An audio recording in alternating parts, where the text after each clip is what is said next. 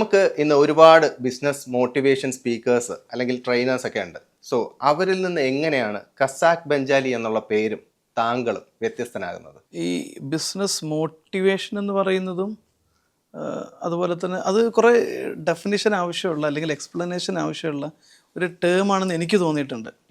ബിസിനസ്സുകാർക്ക് ശരിക്കും മോട്ടിവേഷൻ വേണ്ട എന്നാണ് എൻ്റെ ഒരു ധാരണ. കാരണം അവർ ശരിക്കും മോട്ടിവേറ്റഡ് ആയിട്ട് തന്നെയാണ് അവർ തുടങ്ങുന്നത്. 2 സ്റ്റേജിലാണ് അവർക്ക് മോട്ടിവേഷൻ വേണ്ടത്.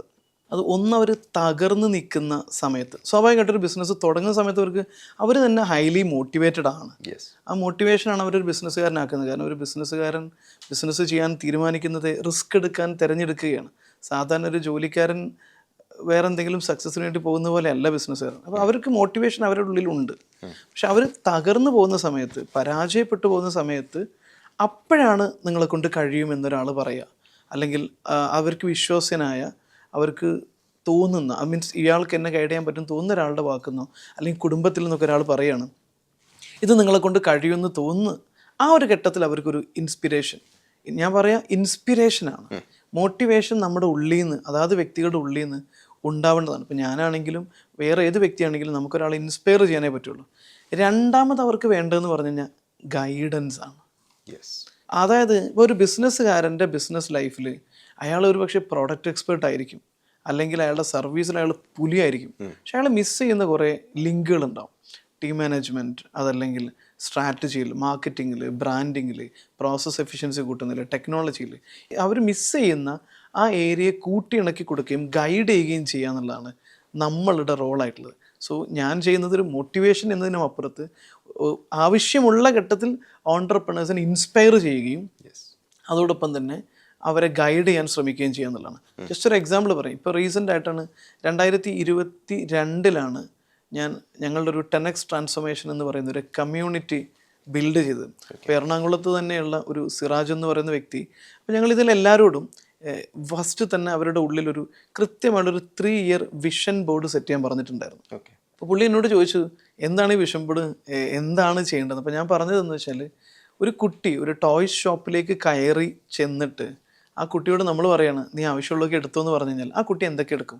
അതുപോലെ നമുക്ക് ആവശ്യമുള്ളതൊക്കെ നമ്മൾ വാരി വലിച്ചിട്ട് എടുക്കൂലേ? അതുപോലെ നിങ്ങൾക്ക് ബിസിനസ്സിൽ 3 വർഷം കൊണ്ട് എന്തൊക്കെ ചെയ്യണമെന്ന് ആഗ്രഹമുണ്ടോ, അതൊക്കെ ഒരു ലോജിക്കലാണെന്ന് തോന്നുന്ന സംഗതികളൊക്കെ നിങ്ങൾ അതിനകത്ത് എഴുതി കൊണ്ടുവന്നുള്ളൂ എന്ന് പറഞ്ഞു. അപ്പോൾ പുള്ളി ഞാൻ പറഞ്ഞതിൻ്റെ അടിസ്ഥാനത്തിൽ ഒരു വിഷൻ ബോർഡ് എഴുതി വെച്ചു. അയാൾക്കത് വിശ്വാസമൊന്നും ഉണ്ടായിരുന്നില്ല. പക്ഷേ ഇത് നടക്കും എന്നുള്ളൊരു ഫീല് നമ്മുടെ ഉള്ളിൽ കൊടുക്കുകയും ആ വിഷൻ ബോർഡിലേക്ക് കൃത്യമായിട്ടുള്ള മൈൻഡിനെ ഫോക്കസ് ചെയ്യാൻ ഗൈഡ് ചെയ്യുകയും ചെയ്തപ്പോൾ കഴിഞ്ഞ ദിവസമാണ് അദ്ദേഹം ഞങ്ങളുടെ ആ 10x ട്രാൻസ്ഫോർമേഷൻ എന്ന് പറയുന്ന ഗ്രൂപ്പിൽ, ഞാനതിൻ്റെ ഓഡിയോ വേണമെങ്കിൽ കേൾപ്പിച്ചു തരാം, പുള്ളി ആ ഒരു ഇത് ഇട്ടത്. കാരണം അന്ന് വിഷൻ ബോർഡ് വെറുതെ എഴുതി വെച്ചാണ് പുള്ളി ഇങ്ങനെയാണ് എനിക്ക് ഇന്ന യൂണിറ്റുകൾ തുടങ്ങണം, പാർട്ട്ണർ അന്ന് പാർട്ട്ണറുണ്ട്, അപ്പോൾ ബിസിനസ് തുടങ്ങണം എന്നൊക്കെയുള്ള അയാളുടെ ഉള്ളിൽ എപ്പോഴും ഒരു ആഗ്രഹമുണ്ട്, ഇതൊക്കെ സ്വന്തമായിട്ട് തുടങ്ങണമെന്ന് ആഗ്രഹമുണ്ട്, വെറുതെ എഴുതി വെച്ചതാണ്. പക്ഷേ അന്ന് പ്ലാൻ ചെയ്തതിനേക്കാൾ ഏറെ കാര്യങ്ങൾ പുള്ളിക്ക് ചെയ്യാൻ പറ്റി. അന്നത്തെ വിഷൻ ബോർഡിലുള്ള മുഴുവൻ കാര്യങ്ങളും 3 ഇയേഴ്സ് കൊണ്ട് തന്നെ കംപ്ലീറ്റ് ചെയ്യുകയും ചെയ്തു. അപ്പോൾ പുള്ളി പറഞ്ഞൊരു കാര്യം എന്താണെന്ന് വെച്ച് കഴിഞ്ഞാൽ, ആ വിഷൻ ബോർഡ് അന്ന് ഉണ്ടാക്കിയില്ലായിരുന്നുവെങ്കിൽ ആ ചെറിയ ഷോപ്പും കൊണ്ട് അങ്ങനെ തന്നെ അങ്ങ് പോകുമായിരുന്നു. ഞങ്ങൾ ചെയ്യുന്നത് ശരിക്കും ഒരു ഓൺട്രപ്രണറുടെ ഉള്ളിലുള്ള കപ്പാസിറ്റി അയാൾ റെക്കഗ്നൈസ് ചെയ്തിട്ടുണ്ടാവില്ല. അയാൾക്ക് ചിലപ്പോൾ ഒരു ഗ്ലോബൽ ബ്രാൻഡ് ബിൽഡ് ചെയ്യാനുള്ള കപ്പാസിറ്റി ഉണ്ടാവും. നമ്മുടെ നാട്ടിൽ ഒരുപാട് പിള്ളേരുണ്ട്, അവരുടെ കയ്യിൽ ചിലപ്പോൾ നല്ല പ്രൊഡക്റ്റ് ഉണ്ടാവും. ഇപ്പോൾ ആമസോൺ എന്ന് പറയുന്ന ഒരു പ്രൊഡക്റ്റാണ്, ആപ്പിൾ എന്ന് പറയുന്ന വേറെ പ്രൊഡക്റ്റാണ്. നമ്മൾ ഇന്ന് കാണുന്ന പല സാധനങ്ങളും ഇതുപോലെ ഗ്ലോബലി വിൽക്കാൻ പറ്റുന്ന പ്രൊഡക്റ്റാണ്. പക്ഷെ അവരിതൊന്നും അറിയില്ല. അവരെ ലോക്കൽ മാർക്കറ്റിൽ അവരുടെ വിഷൻ എത്രയായിരിക്കും, അവരെ നാട്ടുകാർക്കിടയിൽ അവർക്ക് ആവശ്യമുള്ള 1 ലക്ഷമോ 2 ലക്ഷം രൂപ ലാഭം വാങ്ങിച്ച് കഴിഞ്ഞു പോകുന്നവരായിരിക്കും. പക്ഷേ ഇതിനെ കൃത്യമായിട്ടൊരു ബ്രാൻഡിങ് സ്ട്രാറ്റജിയിലേക്ക് കൊണ്ടുവന്ന് കഴിഞ്ഞാൽ, കൃത്യമായൊരു മാർക്കറ്റിംഗ് പ്ലാൻ സെറ്റ് ചെയ്ത് കഴിഞ്ഞാൽ, നല്ലൊരു ടീമിനെ ബിൽഡ് ചെയ്ത് കഴിഞ്ഞാൽ, അതിനകത്ത് നല്ലൊരു പ്രോസസ്സ് ഉണ്ടാക്കി കഴിഞ്ഞാൽ, അതിനകത്ത് നല്ലൊരു ഫൈനാൻഷ്യൽ മാനേജ്മെൻറ്റ് സിസ്റ്റം ഉണ്ടാക്കി കഴിഞ്ഞാൽ, നമ്മളുടെ ലോക്കലി ഉള്ള പല സാധനങ്ങളെയും നമുക്ക് വലിയ രീതിയിൽ ഗ്ലോബൽ ബ്രാൻഡ് ചെയ്യാൻ പറ്റും. ഏറ്റവും വലിയ ഉദാഹരണമാണ് നമ്മുടെ ഫ്രഷ് ടു ഹോം എന്ന് പറയുന്നത്.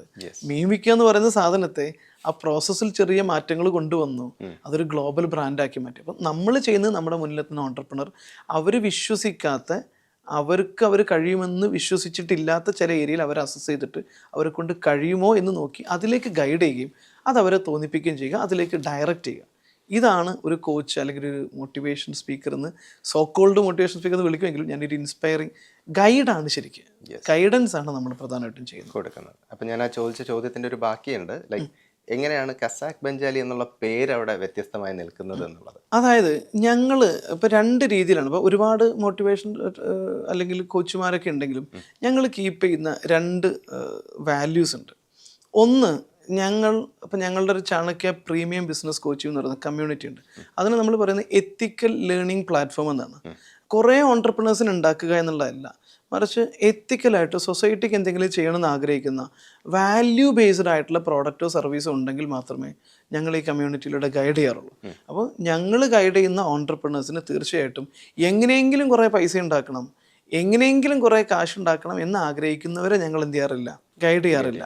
അല്ലെങ്കിൽ അവരെ മനസ്സിലാക്കി വാല്യൂൻ്റെ ഇമ്പോർട്ടൻസ് മനസ്സിലാക്കി ഒരു വാല്യൂ ഷിഫ്റ്റ് കൊണ്ടുവരുന്നതിൻ്റെ പ്രാധാന്യം മനസ്സിലാക്കി അവരെ മിഷനിലും വിഷനിലും പർപ്പസിലൊക്കെ ചേഞ്ച് വരുത്തിയിട്ടാണ് നമ്മൾ ഗൈഡ് ചെയ്യാറുള്ളത്. അപ്പോൾ ബിസിനസ്സിൽ പണം ഉണ്ടാക്കുക എന്നതിലും അപ്പുറത്ത് ഒരു വാല്യൂ ബേസ്ഡ് ബിസിനസ് ഉണ്ടാക്കാൻ ആവശ്യമായിട്ടുള്ള രീതിയിൽ അവരെ ഗൈഡ് ചെയ്യുന്നു, അവരെ എംപവർ ചെയ്യുന്നു എന്നുള്ളതാണ് ഒന്നാമത്തെ കാര്യം.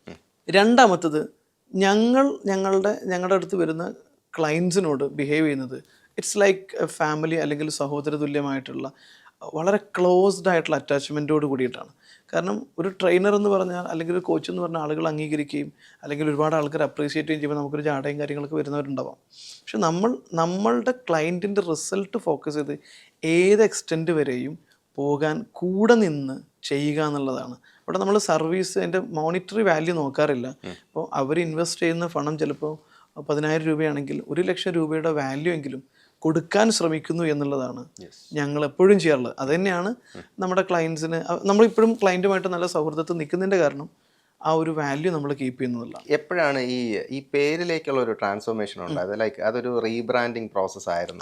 അത് എങ്ങനെയാണ് ആ പേര് വന്ന ഒരു വഴി എങ്ങനെയാണെന്നൊന്ന് പറയാം. ഞാൻ വഴി കുറേ ഉണ്ട് അതിനകത്ത്. എന്നാൽ പോലും ഞാനൊരു കോച്ചാവാൻ തീരുമാനിക്കുന്നത്, ഞാൻ ദുബായിൽ ഒരു ബിസിനസ് കൺസൾട്ടൻ്റായിട്ട് ഒരു 5-6 വർഷം വർക്ക് ചെയ്തതിന് ശേഷം പിന്നീട് ഒരു ദുബായിലെ തന്നെ ഏറ്റവും വലിയൊരു ലീഡിങ് കോൺട്രാക്റ്റിംഗ് കമ്പനിയുടെ പ്രോസസ് കംപ്ലയൻസും അതുപോലെ തന്നെ ക്വാളിറ്റി അഷുറൻസ് പ്രോസസ്സും സിസ്റ്റവും ഒക്കെ ബിൽഡ് ചെയ്യുന്നതിൻ്റെ ഹെഡായിട്ട് വർക്ക് ചെയ്തുകൊണ്ടിരിക്കുകയാണ്. എൻ്റെ ഉള്ളിലൊരു പാഷൻ ഞാൻ തിരിച്ചറിഞ്ഞ് ഇൻഡസ്ട്രിയിലേക്ക് വരുന്നത്. പക്ഷേ ആ പേരെന്ന് പറയുന്നത് സ്വാഭാവികമായിട്ട് ഇവിടുത്തെ പ്രോഡക്റ്റ് ഞാനാണ്.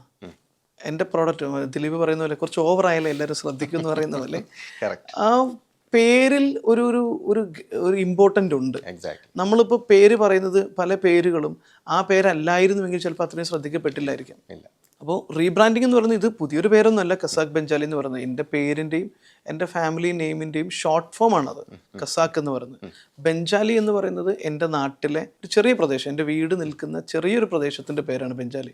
അതൊരു 10-30 വർഷമൊക്കെ കാര്യമായിട്ട് ഉപയോഗിച്ചുകൊണ്ടിരുന്നൊരു പേരാണെങ്കിലും ഇടക്കാലത്ത് ആളുകൾ മറന്നു തുടങ്ങിയൊരു പേരാണ്.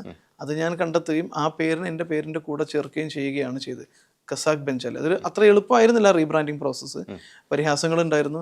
ഈ ബെഞ്ചാലിയും ബംഗാളിയും തമ്മിൽ എപ്പോഴും കണക്റ്റഡ് ആയതുകൊണ്ട് അങ്ങനെയുള്ള വിളിക്കേണ്ടത്. ബട്ട് അതിനെക്കുറിച്ചല്ല, നമ്മളുടെ കൃത്യമായിട്ട് ഐഡൻറ്റിറ്റി കീപ്പ് ചെയ്യുക എന്നുള്ളതാണ്. അത് ആ രീതിയിലൂടെയാണ് നമ്മൾ എന്ത് ചെയ്യുന്നത്, കസാക്ക് ബെഞ്ചാലി എന്ന് പറയുന്ന ബ്രാൻഡ് നമ്മൾ ബിൽഡ് ചെയ്തെടുക്കുന്നത്.